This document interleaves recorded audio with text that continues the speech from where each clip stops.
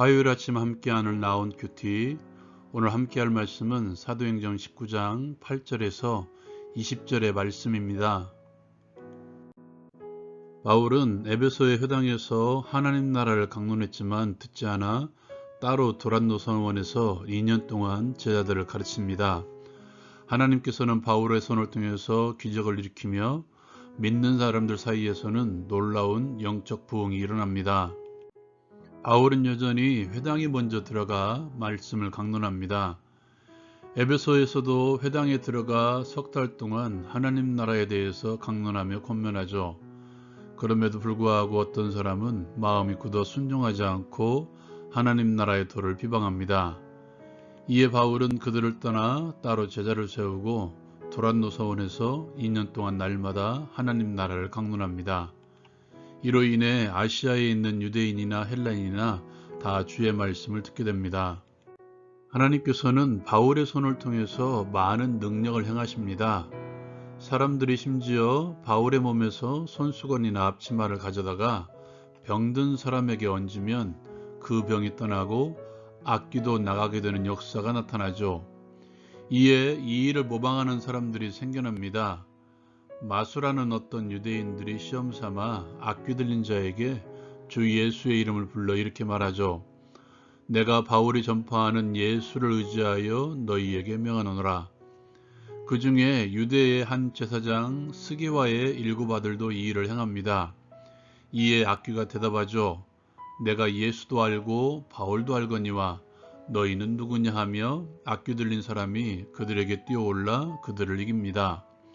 이에 그들이 상하여 벗은 몸으로 그 집에서 도망하게 됩니다.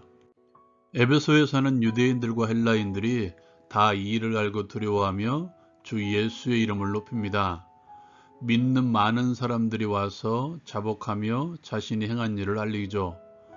마술을 행하던 많은 사람들이 마술하는 책을 모아 모든 사람 앞에서 불사릅니다. 그 책값이 은 5만이나 되었습니다. 이렇게 주의 말씀이 힘이 있어 흥왕하여 세력을 얻습니다. 살펴본 말씀을 통해 적용을 위해서 함께 나눕니다. 오늘은 말씀의 흥왕에 대해서 함께 나누기를 원하는데요. 오늘 말씀의 마지막 구절을 보면 말씀이 힘이 있어 흥왕하여 세력을 얻었다고 결론을 맺고 있죠. 말씀이 저절로 세력을 얻을 수 있을까요? 얻을 수는 있습니다. 그러나 그 역사에는 반드시 사람의 수고가 필요합니다. 오늘 말씀에서도 바울의 수고가 있었다는 것이죠. 고린도에서 1년 6개월 동안 말씀을 가르친 바울은 에베소에서도 따로 제자들을 세우고 2년 동안 날마다 하나님 나라를 강론합니다. 강론이라는 말은 일방적인 설교가 아니라 서로 대화하고 토론하는 것을 의미합니다. 오늘날로 말하면 양육하고 훈련하는 것을 의미하겠죠. 2년 동안 그렇게 한다는 것 결코 쉬운 일이 아닙니다. 말씀의 인도자로서 1시간이나 2시간 정도 양육과 훈련을 하려면 적어도 그 시간보다는 더 많은 시간을 투자해서 말씀을 공부해야 됩니다. 이미 공부했던 말씀이라도 그냥 지나치지 않고 거의 같은 시간을 공부해야 됩니다. 우리에게는 이미 구약이 해석되어진 신약의 말씀을 가지고 있지만 구약의 말씀들을 해석해서 복음을 전하고 가르친다는 것은 결코 쉬운 일이 아니었을 것입니다. 이것을 날마다 했다는 것은 더더욱 쉽지 않은 일이죠. 또한 유대인들의 방해와 비방과 대적들이 있었습니다. 날마다 같은 일을 반복함으로써 오는 권태와 무력감이 있었을 것입니다. 바울은 이러한 모든 상황들을 감당하고 아시아에 사는 모든 유대인들과 헬라인들이 다 주의 말씀을 들을 때까지 인내하며 이 일을 감당했다는 것이죠. 오늘날에도 여전히 하나님께서는 복음의 사람들을 통해서 일하시기를 원하십니다. 하나님께서 당신의 나라를 이루시기 위해서 나에게 원하시는 일이 뭘까요? 때로는 내가 할 수 있는 쉬운 일도 있겠지만 나의 수고와 인내함을 요구하는 일들을 하나님께서는 원하실 때가 있었다는 사실이죠. 그 일을 함께 하나님 나라를 위해서 함께 감당할 수 있기를 바랍니다. 하나님께서는 그냥 계시지 않으시죠. 하나님께서는 바울의 손을 통해서 치유와 기적을 일으키심으로써 하나님 나라를 드러내셨습니다. 예수께서 하나님 나라를 선포하시고 하나님 나라를 치유와 기적을 통해서 드러내셨던 것처럼 말입니다. 그렇게 하심으로써 바울의 메시지가 하나님의 능력의 말씀임을 드러내신 것이죠. 여러분, 말씀이 선포되는 곳에 성령께서 역사하심으로써 말씀의 능력이 드러나기를 기도하십시오. 이론만이 선포되는 것이 아니라 말씀을 듣는 이들의 내면이 회복되고 속사람의 상처가 치유되며 육신의 질병까지도 치유되는 역사가 나타나기를 함께 기도합시다. 그렇게 함으로써 내가 서 있는 그곳에 하나님의 나라가 속히 이루어지기를 기도합시다. 두 번째로 말씀의 흥왕의 역사에 대해서 이제 함께 나누기를 원합니다. 오늘 말씀에 바울의 말씀 선포와 하나님의 치유 역사를 통해서 사람들의 변화가 일어났습니다. 먼저 주 예수의 이름을 모방하는 이들이 나타났다는 것입니다. 진리가 선포되는 곳에는 반드시 모방하는 일들이 일어나죠. 마치 자신에게 말씀의 능력이 있는 것처럼 모방하는 사람들이 많이 일어난다는 것이죠. 오늘 말씀에 스게와의 7 아들이 그렇게 했습니다. 그러나 악기는 알아보고 그들을 이겨냈습니다. 그렇다면 어떻게 하나님의 말씀의 능력의 역사인지 구분할 수가 있을까? 먼저 주를 높이는 역사가 나타나야 됩니다. 능력의 역사가 나타나는 곳에 사람들이 높임을 받고 있습니까? 그것은 하나님의 역사가 아닐 수 있습니다. 기적이 일어나고 치유가 일어날지라도 결론적으로 사람들이 더 높임을 받는다면 그것은 말씀의 흥왕의 역사가 아님을 기억합시다. 말씀의 흥왕의 역사에는 회개가 뒤따라야 됩니다. 미국의 대각성 운동, 우리나라의 평양대부 운동 모두 회개로부터 출발했습니다.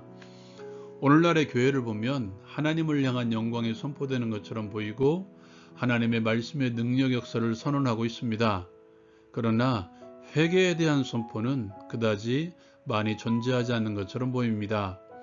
이것은 개인적으로도 마찬가지인 것 같습니다. 여러분, 말씀을 묵상할 때 다른 이들의 허물을 먼저 보지 마시고 나의 삶의 연약함과 허물이 먼저 보이기를 원합니다. 다시 돌아와서 회복과 부흥을 외치고 있지만 회개의 목소리는 교회에서 사라지고 있습니다. 교회에서 헌신과 열심을 강조하지만 자신들의 삶을 말씀에 비추어 털어내는 참회의 과정이 점점 사라지고 있습니다. 당신은 어떻습니까? 말씀이라는 거울에 나의 허물을 바라보고 떨어내는 회개의 삶이 있습니까? 회개가 되지 않는 삶은 진정한 변화가 일어나지 않습니다. 그렇다면 왜 그렇게 고침이 일어나지 않을 수 있을까요? 왜 안으려고 할까요? 오늘 말씀 가운데서도 엿볼 수 있는데요. 회개를 통해서 일어날 수 있는 영적이며 물질적인 손해, 때로는 관계의 실종을 감당하기가 쉽지 않기 때문이죠. 오늘 말씀에 마술을 행하던 사람들이 자신들의 마술책을 모아서 모든 사람 앞에서 불살랐습니다. 자신들의 책은 자신들의 생계수단입니다. 더 이상 사람들을 현혹하는 일을 멈추고 하나님께로 돌아서겠다고 다짐하는 것이죠. 그래도 그들의 생계수단을 포기한다는 것은 결코 쉽지 않은 일이었을 것입니다. 그럼에도 그들은 그것이 중요치 않음을 책을 태움으로써 드러내고 있죠. 주를 따르기 위해서 경제적인 이익을 내놓는 손해를 기꺼이 감수하겠다는 그들의 의지, 자신들의 먹고 사는 문제보다 하나님의 나라가 더 중요하다는 것임을 드러내고 있습니다. 여러분 어떻습니까? 말씀의 순종과 하나님 나라를 위해서 기꺼이 포기할 수 있는 용기가 있으십니까? 이것이 말씀이 흥하여 세력을 얻는 것입니다. 회개가 따르며 변화가 따르는 영적인 대각성 운동, 그것이 말씀이 흥황한 역사이죠. 어떻습니까? 여러분에게는 말씀이 흥황하고 있습니까? 여러분의 공동체는 말씀이 흥황한 역사가 일어나고 있나요? 적용을 위해 함께 기도합니다. 날마다 말씀을 묵상하며 나의 삶의 찌꺼기들을 털어내게 하옵소서. 하나님 나라를 위해서 하나님께서 나에게 원하시는 수고와 인내의 삶을 감사함으로 감당하게 하옵소서. 예수 그리스도의 이름으로 기도드립니다. 아멘. 우리 모두의 삶에 말씀의 흥왕의 역사가 나타나기를 기대합니다. 라온 큐티 마치겠습니다.